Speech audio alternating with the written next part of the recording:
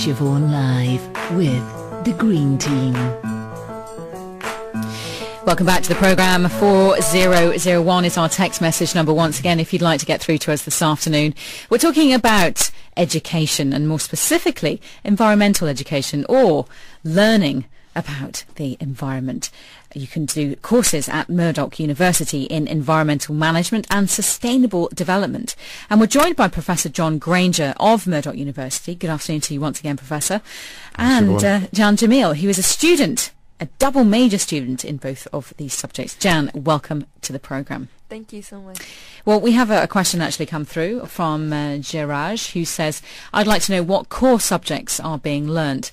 Is there other things like plant life, water, oceanography, geology, and all these sorts of things, and town planning and things like that? Is that included in this at all? Well, partly. I mean, not in the first year. I haven't studied it yet, but in the next couple of years, there are subjects like ecology and human sustainability, and those are the core subjects that you study. So it's not so specific as I don't know, what was that? Yeah, I think oceanography. Yes. So it's not that specific, but you have the basics of it. You have the basics of the science and the basics of the human environment as well. Okay, I know you're in your first year. Yes, I am. Right.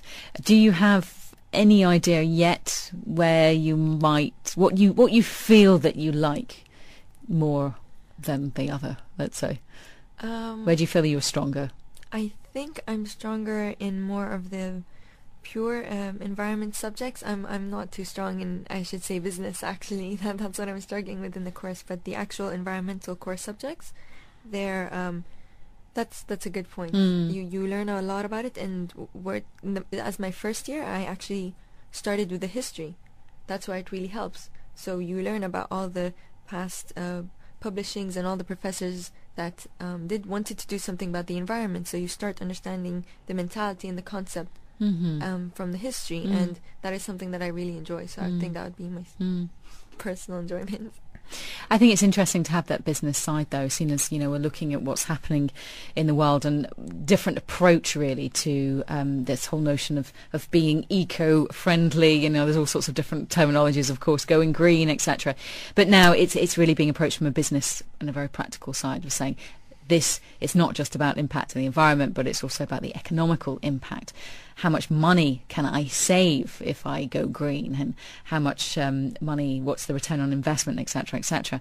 But I think that's really good, and I think it opens up the whole awareness to so much more, to so many more people, in particular if you're looking at businesses. What about, I'm going to throw something out at you actually, Professor, I hope you don't mind. I'm just wondering about Murdoch University. How green is the university? Is it something you'd be considering? Well, we're actually located in Dubai International Academic City, so we operate out of LEED environment. LEED. Is it accredited? Yeah, it's accredited. Yes, right. And at the first stages, we don't have actuators that switch on lights when you're in the room and switch them off when you're out. But there are solar panels up around the campus. But Murdoch itself, in Perth in Western Australia, has a research establishment. It's called RISE. It's a centre for alternative energy. And they also are hosting this year the World Conference on Water Desalination, which fortunately some of our friends from the UAE are going to be attending, because Australia does not have, for all our pumping stations and desalination plants, we don't have the experience that the Gulf has. There are something like 500 desalination plants in this region, and obviously we need them to sustain our water availability. But in Australia, they are leading experts in that field, and the conference is going to be held down at Murdoch University in Perth in Western Australia. Oh, wow. So we have. And we'll be bringing various people up here to give short courses and to talk to our students on specific areas. You mentioned the biology side of it. Yes, that will be handled, and also the sustainability of the built environment. So, I mean, Dubai has had the advantage of being able to plan its infrastructure over the course of the last 50 years, whereas places like Australia, it's grown up gradually. And I know that there's a lot of influence being put on the Dubai government and Abu Dhabi government and all the Emirates actually to make sure that environmentally conscious decisions are made, decisions for the future. Yesterday there was an announcement that Abu Dhabi is going to be pumping water into an aquifer from a desalination plant. Apparently the government is concerned that there may be an emergency, there may be a shortage of water, for example. So they're pumping it into this aquifer. So they'll have 3 months of emergency supply of water. And then they'll just be able to pull it out and in the event of emergency. Now that's great because that's environmentally friendly. You're putting it back into a hole in the ground that has been drained of water, and refurbishing it. I know it's desalinated, maybe not exactly the same quality, but it will.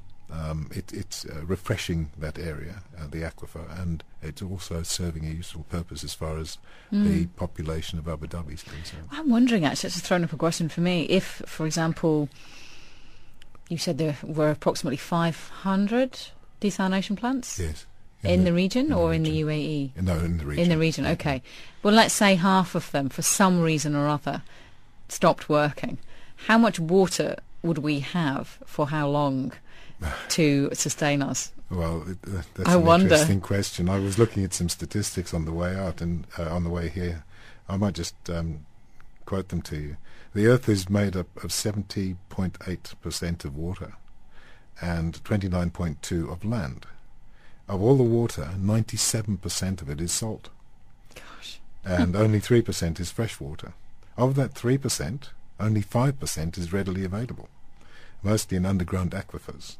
And nearly 20% of the population at the current in the world at the moment lacks access to safe drinking water, and 40% are without adequate sanitation. So by 2025, unless we do something, 40% of the world will live in water-scarce regions. I mean, we already see it happening, don't we? Yeah. Yes.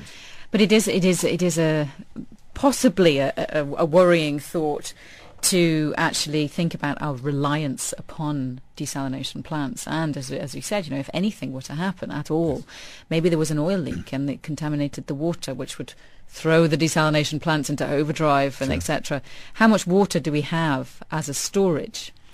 And for how long can we sustain ourselves before the desalination plants are fixed, I'm wondering. So it would be nice to know that there is a plan B, and also I suppose that there is not only thinking about conservation but also thinking about saving water and more, the fact that because we use so much, so reduce the consumption but also saving of it as well. Is that very much part, because I know that obviously water, the food issues are another major issue. I think the UN warned of major new food crisis at an emergency meeting in Rome just recently, which was quite worrying.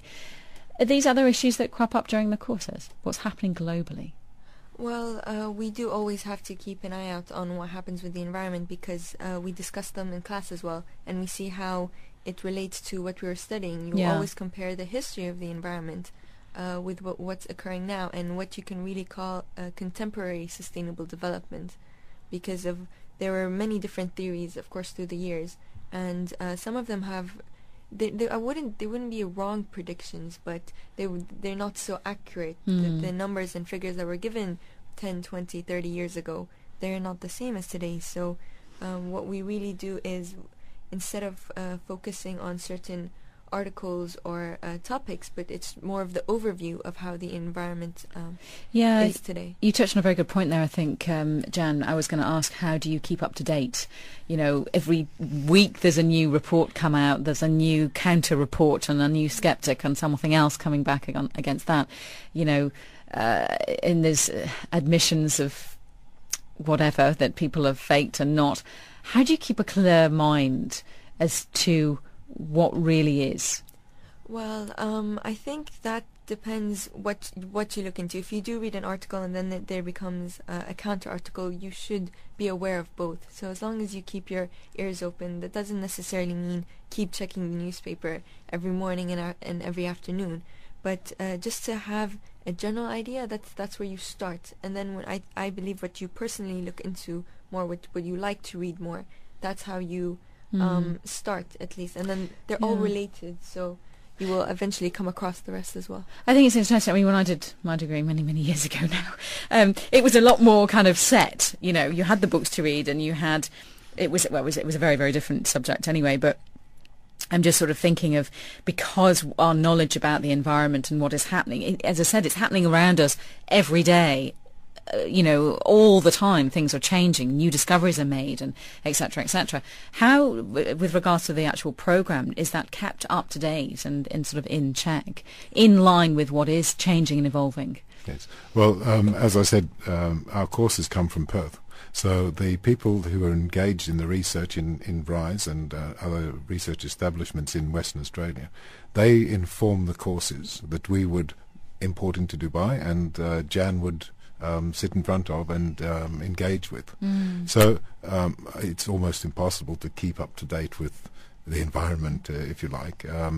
But we do have access to newspapers. The internet, of course, provides a lot of information, and I think we have environmental agencies here in the UAE and also in Australia. So we're constantly being bombarded with information about the environment and sustainability. That's why I think it was even probably more difficult, because, you know, there's no kind of set issues that have happened. You know, it's like learning history. Okay, history, everything's happening all the time. You know, yesterday was history, but you've got a set period in time, and it's whereas with the environment, you know, it's as I said, new papers come out that change the way what we thought we knew 5 years ago, last year, etc., etc. So, do you think a lot of the emphasis then is put down onto the student to really do their own personal research and to find out, you know, what to keep a finger on what's going on? Well, definitely, especially in all subjects, I believe students should do that, but very specifically with the environment, because it is ever changing. It changes every day, and just the environment I'm going to be living in now doesn't mean 10 years from now it's going to be the same. So it's sort of, you never stop studying. You always have to adapt to the environment and learn different things, and whether that's just realizing how temperatures change during the seasons where you live, or going online and researching and looking at different articles just to keep up to date. Who is perhaps one of your green heroes? Who inspires you? Well, I would have to say Dr. Till Stoll. He was the person who gave me the opportunity for the internship, and he set such a good example and really encouraged me to go for the course. And who is Dr. Tinsel? Till Stoll is the CEO of Green Destinations. Ah, okay. So that's the company I did the internship for. And I was surprised enough that it offered an internship, because not many companies here provide internships so easily to students or people who are becoming students. So the fact that he has an open company where he allows people to come and work and learn about the environment is something that I really appreciated. Green Destinations? Yes. Okay, well, we'll find out more about that when we come back on the Green Team. If you've got any messages, if you've got any questions at all, then why not join us? What do you think about environmental education? Should there be more of it in the region? Would you like to learn more about the environment? 4001, we'll be back with more on the Green Team. With more on the Green Team. With more